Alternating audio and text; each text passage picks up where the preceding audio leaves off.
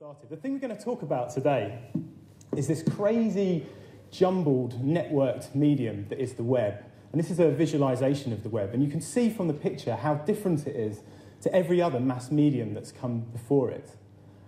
Because unlike things like television and newspapers and all of the broadcast mass medium that we're used to, this is completely decentralized and it's a jumbled mess. No one's in control of it, and it has a life of its own. But what all of these connections are alive with is human conversation. It's humans that built the web. It's humans that create the links between web pages and websites, and it's humans talking to each other that make up this mass medium. And as George was talking about right at the beginning of the day, this really changes the game, and it's actually changed the world for us to have a medium that works in this way. And so what does this mean for businesses? I mean, that's why we're all here, right? So we all want to know what this means for businesses. Well, they're starting to wake up to understand that customers are talking online, that they're part of this networked medium that's alive with the sound of human conversation. And so this is Comcast, who are an internet service provider in the States with a terrible reputation for customer service. They were really kind of hated, a bit like NTL used to be before they were taken over by Virgin Media over here. And what this guy does, this guy actually came from the comms team at Comcast, and he spotted that people were talking about their brand online, and they weren't saying very nice things. And because that's the amplification effect that the social web has. If you're unhappy, you don't just tell your friends and your family. You go onto Twitter and you tell 700 people that are following you. And so what this guy does is he just has a presence within Twitter, and he's monitoring it for people talking about Comcast, and he helps them solve their problems. He pops up and says, here's the phone number of the guy that can fix that for you. I'm really sorry you're having that problem. This is what's going on. There's the latest news. And slowly, like the swingometer of customer satisfaction goes back into the green, because there's actually a human being helping customers out. But some companies have fallen foul to social media. These are Kryptonite bike locks. And the company that makes these was really proud that these are indestructible. If you've got one of these around your bike and around a lamppost, your bike is going nowhere no matter what happens. But then some bright spark discovered that you could peel this like red plastic, this red rubber off the end here, and then get an ordinary biro and just pick the lock and open it really easily. And so that's kind of a little bit of a minor PR disaster in the making for a company that makes indestructible bike locks. So what do you think that Kryptonite did about that when someone posted on a blog to say, here's how to break this lock? Anyone have a guess? What did they do? Sued them? Any other guesses? Exactly. They did absolutely nothing. They went, oh, shit. This is bad news. We don't know how to react to this. This is something really new. And so they thought, well, I'll tell you what, we'll ignore it. It's just happened in blogs. It's just kind of geeks reading this stuff. No one's really going to pay any attention. And then you can probably guess what the big $38 million in red up there means. That's what it actually cost to their bottom line for this message about their brand spreading. So this stuff's powerful, but how does it relate to business and to marketing? Well, I think one of the messages we've seen throughout the day is people don't trust advertisements. People don't really care. Niall was talking about this. This is some research from Nielsen, and that's the stat they put on it. Quite how they measure it exactly, I don't know. So what do people trust?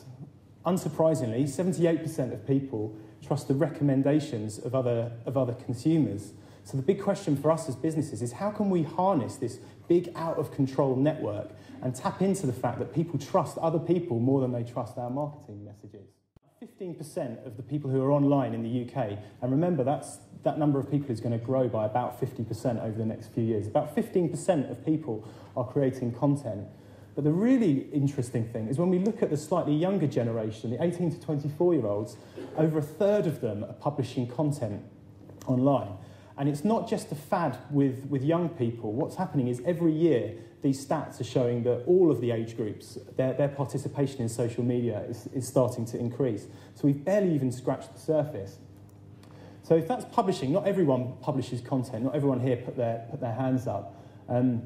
But the next type of participation is what Forrester call critics. And that means you don't necessarily publish your own brand new articles on Wikipedia, or you don't publish a blog, but maybe you comment on other people's blogs. Maybe you leave a rating or review of a product that you've bought on Amazon. Or maybe you go to TripAdvisor and rate the hotel that you've just stayed at. Hands up here if you've ever been a critic in some way online. So yeah, even more hands going up there. And at the moment, that's about 20% of the online people in the UK are doing that kind of thing, but a third of people in the 18 to 24 bracket are doing this, so it's really huge. So Facebook we've talked about, and this is the next type of participation, is to join a social network and to maintain a profile. And this is where the participation is starting to get really huge for the young people. And those people won't leave the social networks as they get older. What tends to happen is people do graduate from one social network to another. So Club Penguin for really small kids, like a cartoon virtual world where you get to be a little colourful penguin, up to Bebo when you're at school, and then Facebook when you're a little bit older, and then maybe LinkedIn if you're in business. But people aren't dropping out of it altogether. And then finally, we've got people who we call spectators, and this is people who don't actually participate in an active way, but they read social media content. And you can see it's around half of the people online in the UK. So hands up here if you ever read a blog post, read reviews of products before you buy them, read Wikipedia entries, all that kind of thing. Hands up. Just about everyone in the room. So if everyone's reading this stuff and more people are taking part, what does this kind of mean for us? This is a company called eBags, and you can see here what we've got there is customer ratings on the different aspects of the product.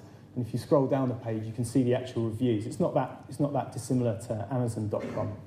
And even though not all of the reviews are negative, what companies that do this kind of thing find is that sales go up.